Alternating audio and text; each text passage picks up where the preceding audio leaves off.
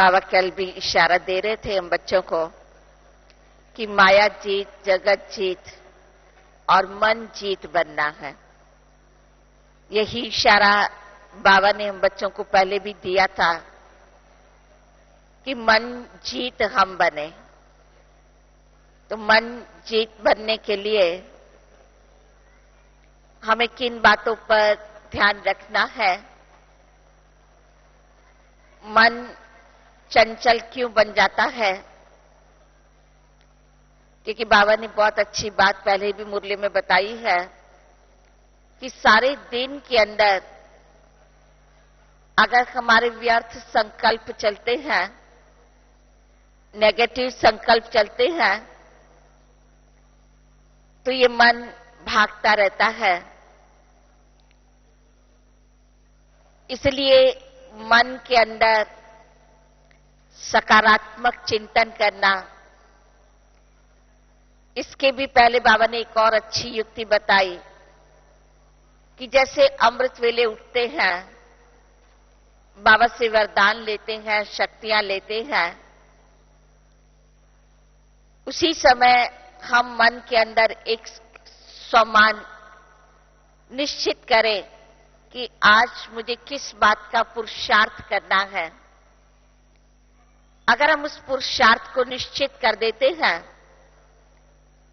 तो सारा ही दिन हमारे मन पर अटेंशन रहता है, क्योंकि मन को हमने प्रोग्राम दे दिया कि तुम्हें क्या करना है। कि जब तक हम मन को प्रोग्राम नहीं देते हैं तब तक वो मन चंचल होता रहता है, मन भागता रहता है, मन के अंदर कई व्यर्थ संकल्प आते रहते हैं, क्योंकि उसे कोई केंद्र बिंदु नहीं दिया था। लेकिन सुबह उठने के साथ अगर हमने एक सम्मान, एक पुरुषार्थ का लक्ष्य निश्चित कर लिया है कि आज मुझे इस बात पर अटेंशन रखना है, तो हम देखते हैं कि ये मन कहीं भी व्यर्थ जाता नहीं है। दूसरी बात है कि जैसे बाबा ने कल भी कहा कि बाबा का बच्चों के साथ स्नेह है, बच्चों का भी स्नेह है। तो बाबा कई बार मुरलियों में हम बच्चों को स्नेह और प्यार में कहते हैं कि बच्चे पास हैं, लेकिन प्यार का एक स्वरूप है कि जिसके साथ प्यार होता है मन उसी दिशा में भागता है। अगर हमारे मन के अंदर कोई व्यर्थ संकल्प आते भी हैं तो हम तुरंत उस मन से पूछें कि तुम्हारा प्यार किसके साथ है? क्या परमात्मा के साथ तुम्हारा स्नेह है? जब हमारे मन के अंदर हम प्रश्न करते हैं तो तुरंत हमारा मन बाबा की तरफ चला जाता है। वैसे भी बाबा ने एक ही मंत्र दिया हुआ है कि बच्चे मन मना भव, मन को सिर्फ मेरे में ही लगा करके रखो। लेकिन फिर भी जब हम इस देह को देखते हैं तो देह को देखने के साथ साथ देह के संबंध, पदार्थ, साधन, सामग्री, व्यक्ति, ये सब बातें हमारे सामने आती हैं। एक पुरुषार्थ अगर हम यह करें कि बाबा की श्रीमत है, बाबा की श्रीमत पर हम सभी चलते हैं, ऐसा भी हम मानते हैं, परंतु श्रीमत है कि आप देही अभिमानी बन जाओ, आत्मा अभिमानी बन जाओ। तो इस श्रीमत को हमने कितना माना है? इस श्रीमत को पालन करने में हम कितने आज्ञाकारी बने हैं? अगर इस श्रीमत को पालन करने में हम थोड़ा भी ऊपर नीचे करते हैं तो ये हमारा मन व्यर्थ संकल्पों को जरूर करता है। क्योंकि हम मैंपन में शुद्ध भाव में आ जाएं तो ये मन कहीं नहीं भागता है। लेकिन मन जब अशुद्ध भाव से अपने ही देह की स्मृतियों में आ जाता है तो ये देह की स्मृति में आने से, अशुद्ध भाव आने से ये मन यहां वहां भटकता रहता है। तो क्यों नहीं बाबा की इस श्रीमत पर भी हम अंडरलाइन करें कि बाबा विशेष चाहता है कि हम अपने आत्मिक स्वरूप में स्थित रहें। सारे स्वमान के पीछे स्व शब्द आता है, तो स्व माना आत्मा का अपना मान क्या है? उस आत्मा का स्वधर्म क्या है।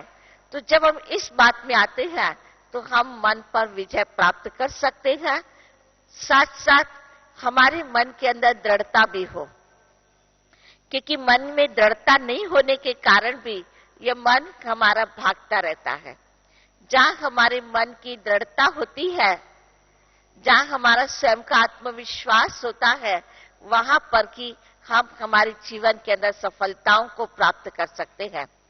इसलिए हमारी दादियां भी कई बार हम सभी को ध्यान खिंचवाती है कि मन पर जीत पाने के लिए भी हमारे अंदर सच्चाई और सफाई हो, हमारे मन की स्वच्छता हो। तो जहां सच्चाई है, जहां सफाई है, जहां स्वच्छता है, वहां ये मन मैला नहीं होता है। हम सारे दिन के अंदर देखते हैं कि देह की स्मृतियों में आते आते हम मन को मैला कितना कर देते हैं। जैसे एक छोटा बच्चा, अगर उसे कहा जाए कि ये तुम्हें नहीं करना है, तो वह काम बार बार करता ही रहता है। इसी प्रकार से हम आत्माएं भी, बाबा भी हम बच्चों को कहता कि बच्चे देह के स्मृति में नहीं, लेकिन देही की स्मृति में रहो। तो जिस देह के लिए बाबा हमें कहता कि इससे डिटैच हो जाओ, उससे दूर हो जाओ, वही काम हम बार बार कर रहे हैं। तो छोटे बच्चे के समान हम वैसे कर्म नहीं, लेकिन मन के द्वारा वैसा ही कर्म हम कर रहे हैं। इसलिए ये सारे दिन के अंदर मन जो है वो मैला हो जाता, और जब मन मैला हो जाता है और फिर उस परमात्मा को याद करने लगे तो फिर वह योग भी बराबर लगा नहीं पाता। और जहां हमारा योग परमात्मा के साथ नहीं लगता है, तो हम देखते हैं कि वह मन परमात्मा के साथ जुटा ही नहीं, तो परमात्मा से शक्तियां, परमात्मा से वरदान या परमात्मा से गुणों को वह खींच नहीं पाता है। इसीलिए सारा आधार है कि हमारे मन को हम एकाग्र करें, मन को एक लक्ष्य दे दे, और उस लक्ष्य के आधार से वह हमारा मन एकाग्र हो ही जाता है। कई बार हम कहते हैं कि हम अपने जीवन के अंदर चल रहे हैं, लेकिन जीवन के अंदर चलते हुए भी, इतने वर्षों से चलते हुए भी हमें अनुभव नहीं हो पाता है, हमारी उन्नति नहीं हो पाती है। हमारे यहाँ वातावरण, वायुमंडल वैसा का वैसा ही रहता है। उसका भी कारण यही होता है कि हमारी अपनी वृत्ति, जैसे कल हम देख रहे हैं, इतना अच्छा वातावरण, इतना अच्छा वायुमंडल बाप दादा के समय पर क्रिएट होता है, लेकिन फिर भी कोई कोई आत्माएं उसका भी पूर्ण लाभ नहीं ले पाती है। कोई कोई आत्मा ये कहती है कि हम तो बैठे थे लेकिन हमें कुछ भी ऐसा महसूस नहीं हुआ, और कोई आत्माएं कहती है हम तो बैठे और हमें ऐसा हुआ कि जैसे बाबा सारी शक्तियां मेरे पर लुटा रहा है। तो लुटाने वाला लुटा रहा होता है, देने वाला तो दे रहा होता है, लेकिन लूटने वाला किस प्रकार से लूटता है। उस समय भी अगर मेरे मन को मैंने स्थिर नहीं किया, उस समय भी अगर मैं अपने आत्मिक भाव में स्थित नहीं हूं, परमात्मा की उन शक्तियों को खींचने के लिए, परमात्मा के अद्भुत वरदान को नजर से निहाल होने को खींचने के लिए हमें चाहिए हम अपने स्वरूप में स्थित रहें। परंतु वो तब हो सकता है कि जब हमारा सारे दिन पर हर कर्म करते हुए, हर कर्म पर, हमारे हर बोल पर, हमारे संकल्पों पर अटेंशन रहता है। इसलिए कई बार यह भी कहते हैं कि अटेंशन जहां होता है तो वह किसी भी प्रकार का टेंशन जो है वह भी नहीं आता है। हमारी गुलजार दादी भी कई बार बतलाती है कि टेंशन और अटेंशन के बीच में सिर्फ एक अक्षब्द ही लग जाता है, और एक अक्षर लगने से अटेंशन होता है और हट जाता है तो टेंशन बन जाता है। तो क्यों नहीं हम सुबह से लेकर के इस को साथ में रखें। हमारा माना आत्मा भी आता है, का अर्थ अटेंशन भी आता है, और का स्वरूप अल्लाह भी आता है। इस में तीन बातें समाई हुई हैं, आत्मा, परमात्मा और हमारा अटेंशन, माना हमारे संकल्प, कर्म और विचारों पर अटेंशन। अगर इस अ को हम साथ में लेकर के चलते हैं तो हम देखते हैं कि हमारे आत्मिक स्वरूप में स्वाभाविक तौर पर परिवर्तन आता है। दूसरी बात बाबा ने जैसे कल भी कहा कि बच्चे संस्कार है, तो अभी अभी हम सब देख रहे थे कि दादी की मुरली के पश्चात हम सभी खड़े थे, लेकिन सभी ने हर एक के संस्कारों को मिलाकर के खड़े रहे। यहाँ पर भी हम देखें कि सबका स्वभाव संस्कार तो अलग अलग ही है, लेकिन उस समय हम कैसे सबको मिलाकर के खड़े होते हैं। उस समय कोई कुछ भी कर रहा होता है, हम किसी की बुराई को या कमी को या कोई भी बातों को हम नहीं देखते हैं, हम अपनी मस्तियों में मस्त रहते हैं, सारी बातें हम भूल जाते हैं। ऐसे ही अगर हम ये विचार करें कि जैसे प्यार के सागर में, प्यार की चाशनी में हम उस समय समा जाते हैं, वो एक प्यार की चाशनी है जिसमें हम समा गए। जैसे तिल होते हैं, अगर तिल को अलग अलग रखो तो वो बिखरे हुए होते हैं और हाथ में आप पकड़ के रखेंगे तो गिर भी सकते हैं, लेकिन उन्हीं तिल को अगर शक्कर या गुड़ की चाशनी में मिला दिया जाए तो उसकी चिक्की बन जाती है या लड्डू बन जाता है। फिर उसमें से आप तिल को अलग करना चाहो तो वह तिल अलग नहीं हो पाता है।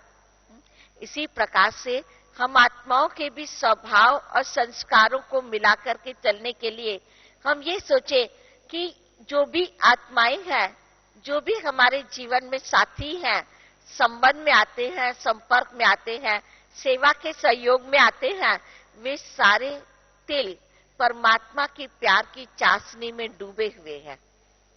और जब वो सब परमात्मा के प्यार की चाशनी में डूबी हुई आत्माएं हैं तो कोई भी आत्मा अलग अलग नहीं है, वह सभी आत्माएं एक हैं। और जहां हम सब एक हो जाते हैं तो किसी का भी स्वभाव या संस्कार वह आपस में टक्कर नहीं खा सकता है। वहां पर हम हमारे मन से हार नहीं खा सकते हैं, क्योंकि हमारे स्वभाव और संस्कार आपस में मिल चुके हैं। दूसरा उदाहरण अगर हम देखें कि अपने संस्कारों को हम एकजुट करना चाहें तो जैसे ये अब डायमंड हॉल में हम बैठे हैं, इनकी दीवार है। अब इसकी दीवार को अगर देखें तो इसमें सीमेंट भी है, रेती भी है, पानी भी है, सब कुछ है, लेकिन ये सब जब मिल गया है तो एक पक्की दीवार सी बन गई है। इसी प्रकार से हर आत्माओं का कार्य, हर आत्माओं का संस्कार अपना अपना जरूर होगा, लेकिन हम सब उसको अगर मिला देंगे तो वह एक मजबूत दीवार बन जाएगी। अगर दूसरी बात यह भी है कि हम आपस में एक दूसरे के साथ प्यार करते हैं तो प्यार के कारण भी हम एक दूसरे के साथ मन को मिला करके चल सकते हैं, संस्कारों को मिला करके हम आत्माएं चल सकती हैं। लेकिन जहां तक हमने आपस में एक दूसरे को मिलाया नहीं है तो वहां पर हम एक दूसरे के साथ चल नहीं सकते हैं। इसलिए बाबा कई बार कहते हैं कि बच्चे आपका परमात्मा से भी प्यार है, लेकिन ब्राह्मण परिवार से भी आपका इतना ही प्यार होना चाहिए।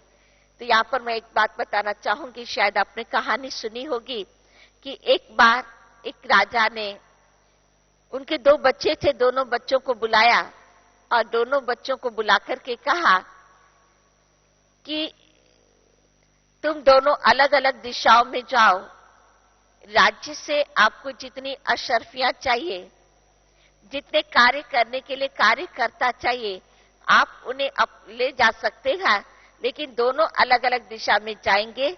1 वर्ष के अंदर एक सुंदर सा किला बनाए और उस 1 वर्ष के बाद मैं उस किले को देखने के लिए आऊंगा। 1 वर्ष के पश्चात राजा जब वह किला देखने के लिए जाते हैं तो दोनों बच्चों ने जो राज्य से लिया था, तो पहले बच्चे ने अशर्फियां भी ली कार्य करने के लिए, कार्यकर्ता भी लिए, लेकिन दूसरे बच्चे ने कहा कि मुझे कुछ नहीं चाहिए। ना उसने धन लिया, ना कोई उसने कोई व्यक्ति लिए, वो ऐसे ही चल पड़ा।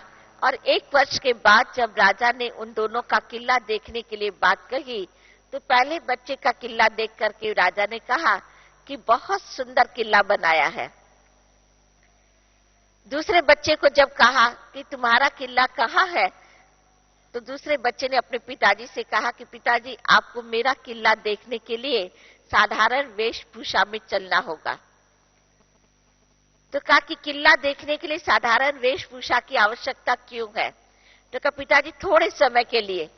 तो पिता ने अपने बच्चे की बात को मान लिया, साधारण वेशभूषा में गए। जहां जहां से गुजरते थे तो राजा ने देखा कि उनके पुत्र का हर व्यक्ति सम्मान कर रहा था। आधा रास्ता बीतने के बाद राजा ने कहा कि बेटा तुम्हारा किला कहाँ है? तो उस बच्चे ने कहा कि पिताजी शुरुआत से लेकर के आपने जो देखा वह है प्रेम का किला। और ये प्रेम का किला है जिस प्रेम के किले पर कोई ईर्ष्या नहीं कर सकता है, कोई वार नहीं कर सकता है, इस प्रेम के किले को कोई तोड़ नहीं सकता है। तो बाबा की भी हम बच्चों के प्रति यही आस है कि हम सभी आत्माएं भी आपस में ऐसे ही प्रेम और प्यार से चले, जिस प्रेम और प्यार के किले को भविष्य सत्य की दुनिया को हम जानते हैं, जो वो प्रेम की दुनिया होगी जिस समय पर और कोई नहीं होगा, सिर्फ हम ही हम होंगे। उस किले पर कोई ईर्ष्या नहीं, कोई वार नहीं, कोई तोड़ नहीं सकता है। तो उस किले को बनाने के लिए यहाँ पर हमारे स्वभाव और संस्कारों को प्यार के संस्कारों में परिवर्तन करना होगा। इसके लिए धन की आवश्यकता नहीं है, इसके लिए कोई कार्यकर्ताओं की आवश्यकता नहीं है, इसके लिए सिर्फ आवश्यकता है कि अपने स्वरूप को हम प्यार का स्वरूप बना दें। हम जिन भी आत्माओं के साथ आए उनके अंदर यही शुभ भावना करें, उनके लिए यही शुभकामना करें कि ये भी प्रेम स्वरूप आत्मा है, ये आत्मा भी बदल जाएगी, ये भी आत्मा प्रेम स्वरूप है, प्रेम स्वरूप है। ऐसे शुभ भावनाओं को अगर हम करते रहेंगे तो हमारी वृत्ति परिवर्तन होती है और वृत्ति के आधार से सामने वाला व्यक्ति उसमें परिवर्तन आता है और उसके साथ साथ वहां का जो वातावरण है, वहां का जो वायुमंडल है, उसमें परिवर्तन आता है। तो बाबा की जो हम बच्चों के प्रति आश है, बाबा की जो बच्चों के प्रति इच्छा है, आकांक्षा है, तो क्यों नहीं हम बाबा की इच्छा को पूर्ण करें। बाबा की इस आश को पूर्ण करने के लिए अपने संस्कारों में सिर्फ एक प्यार, जो प्यार परमात्मा से मिल रहा है, उसी प्यार को हमें औरों को बांटना है। गुलजार दादी का एक क्लास में बहुत समय पहले सुन रही थी, तो गुलजार दादी ने भी बहुत अच्छी बात बताई कि हमें क्या देना है। सिर्फ परमात्मा के दिए हुए प्यार को और दिए हुई खुशी को हमें औरों को बांटना है।